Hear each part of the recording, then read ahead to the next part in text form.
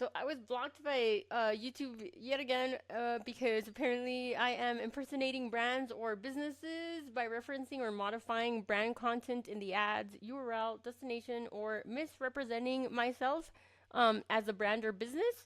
And I'm enticing users to part with money or information through a fictitious business that lacks the qualifications or capacity to provide the advertised products or services. So this is what I sent them today, and it got rejected again. So I had to call. But this is my set of qualifications. I just want to put that out there. So here is the proof that I own all of the domains that I'm claiming I own and that I've started owning domains since 2009. This is the GoDaddy paperwork, so that starts in 2009. Here's an example of the branding I use for the hyper-targeted segmented population uh, system that I use through GoDaddy to target, for example, lawyers, doctors, roofers, contractors. There's different sections. People with pets. There's different sections that you can manage through GoDaddy, and they all get the appropriate logo. That I own all the domains I'm claiming I own. Here's an example of all of the domains. And then here is the example that I have the qualifications that I am advertising as the services that I provide.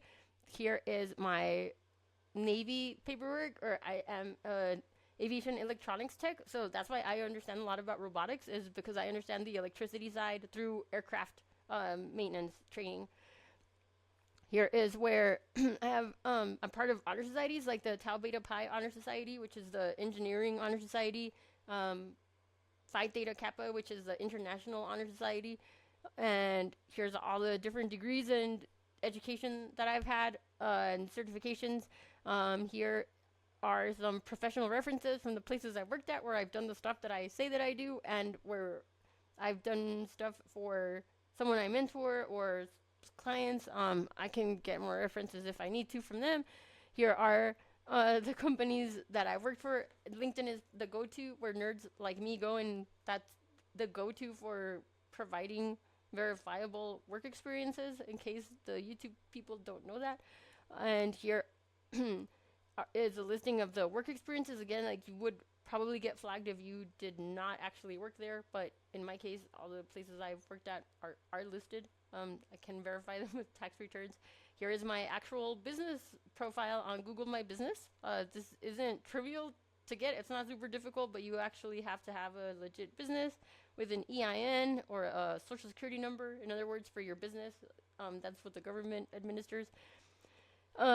Here is proof that I've participated in post-quantum cryptography NIST meetings, National Institute of Science and Technology, at a global level, where I got to participate and provide input and questions for what globally should be done when post-quantum computing is available to the masses and the threats that it poses to the SHA-256 algorithm. I can't make up that I talked to the feds. I have to black out their names because this wasn't supposed to be public information. They asked us. They didn't say it was secret, but they asked us to not be so public about it when I went there, which was some years ago, because they needed to figure out what to do about the threats. This was in 2019. Here is where I worked at Seagate, who is where I got to actually apply a lot of this stuff over here. And I can't talk about a lot of it because I'm under NDA, but I got to scout and verify algorithms and participate in more of that. There, Seagate is a global company, one of the oldest hardware companies in the world, that makes hard drives and other products. So yes, I have worked on this like at a actual production level company. And I my claim is that I can help you rank at the top and be findable. So here is SEO training by specialists that are the best at making sure that people rank their websites at the top. So I've paid a lot of money to get to learn skills from them. And then here is where I submit real, real deal types of contract proposals to the Department of Defense through TradeWinds AI, which is their middleman agency. So, for example, deepfake detection and stuff like that. That is beyond the traditional machine learning and AI that you can find just by asking ChatGPT. So this is next level kinds of engineering stuff where the point is to design systems or new technologies. Here is proof that I talked to TradeWinds AI and that I've had meetings with them and that we actually talk through my other email address, which is the more polished version, versus my Gmail address. And a lot of this requires having a cage code. So if you're into the Department of Defense contracting, you have to go through some steps to be able to get a cage code, which is what authorizes you to go into into the systems where it was that I found out about this stuff. So it's not difficult, but it's not trivial, and it does require some provability of who you are, some proof of who you are, and then you can do what you say you're doing. Here's an example of a non-disclosure agreement for one of the tech startups that I did some of this work at. Here's proof of where I got paid by for teaching some of the generative AI, and one of my clients for the automation that I built to flood the internet with their presence so that they get traffic in a legit way. All of it is okay by Google guidelines. I've researched it to death over the last year. And here is an example of where a CEO for a tech startup that just got millions of dollars in funding is asking me for advice on how to find someone to work some of the jobs that they have posted. They're in Boulder. I told him I'm not going to move there, but blah blah blah, whatever, he was asking me for. Most of these are job offers. Here's an example of where I got another contract job at a global e-commerce company, but I also can't talk about what I did there. And but this email does make sure it's me. That's me. It's just a different email address because I have different ones for different purposes. And it's a consultancy role, so it's all explained right there. Here is where I have proof of my ability to file court cases and win them successfully on my own using ProSe, because one of the links I think triggered that kind of mean accusation that I'm misrepresenting myself was that I was saying like I can help lawyers prepare for court cases using automation, which is true. That is how I did this. So this was a felony court case in Texas, and I helped get it dismissed using AI. Well, for me, it was zero cost because I was the one doing the AI, right? But for the person, it saved them between $8,000 and $20,000 to get a felony charge dismissed, and also all of the time that they didn't have to spend in jail because I got it done in about a month. And that was only because of the waiting periods of getting the filings to go through to the end, where eventually it was because I hunted down the judge's contact information and emailed the chain of command till I got to email the judge, blah, blah, right? But anyway, what I'm trying to say is here's proof that, yes, I have been able to successfully file legal cases. This is one example, right? There's only so much I can provide them with. Here's an example of my undergrad thesis at the University of Boulder engineering department through computer science, where I did use Schnorr's algorithm to prove that the SHA-256 was vulnerable to post-quantum cryptography using Schnorr's algorithm. That was the crux of that whole thesis that I came up with on my own. No, it's not like I got handheld through that. Here's proof that I recently got inducted into Marquis' Who's Who. So it's the Who's Who of America. So it's people that have made an impact through their profession. And I asked them why they even found me, and they said that it's because it's rare to have female engineers, especially some that are trying to give back to the communities, is what I understood from them. So that's why they found me. And here's another example of a different email address where I get these were all the, let me see, I just want to make sure that you don't see any any info that you shouldn't, but right here is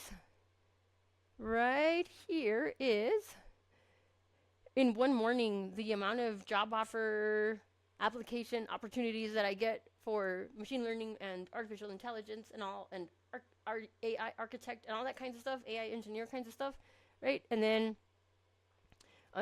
under here is my proof of my taxes, right? Because you have to have an employer identification number, and then over here is the articles of formation.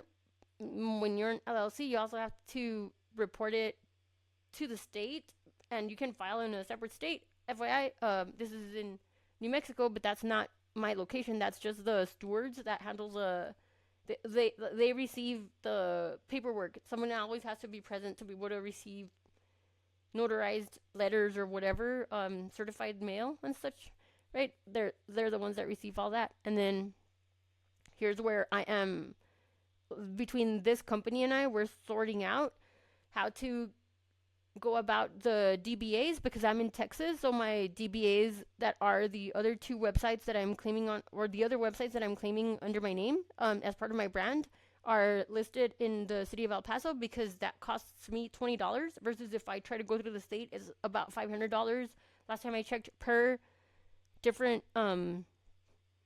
DBA, or doing business as entity, right? And I don't need to file different LLCs.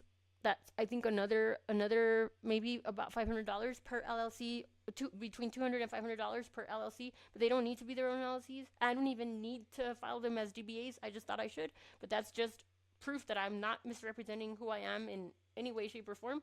And actually, that is, I should just have this video playing. So it's these three, right? So it's aiarchitects.cloud, and then agi.kitchen, and then digitalpirates.media. So those are the three different entities that everything falls under, right? And then up here it's unpublished, copyright 2024, and copyright and unpublished copyright for sound under AI-Architect LLC, which is the official formed company. So there's nothing there that's misleading or misrepresenting the actual legitimate business. And then here is where it would cost that to trigger, to block my account, if it was in case the fact that YouTube lets you put in a URL now that is where you want your traffic to click on to end up at. There was no indication that I had to connect that to the Google Ads tags, because I thought I was only paying for that click through my YouTube video, because it's not organic, and you can actually get a lot of views on your videos for dirt cheap, FYI. And so I didn't select the one for the views for these few campaigns. I selected some URLs that don't have the tags, but like I said, there was no way to know that those tags needed to be there. So then I went and put in the tags, and the Google tag assistant, it was not working, because it said it couldn't connect, yet it was clearly connecting to the websites there. So it's not me not following Google's business practices with unethical link tracking or click tracking. It actually was not me. There's not, like, I can't fix that. I think it's their issue. And then here is where I tried again for a few days to try to see if maybe there was some bug that they needed to resolve, but it didn't get any better. And then and then this is a different account that I don't use. It was for something that I made a while back, but there's no campaign in there anyway. It shouldn't even exist. I don't use that for anything.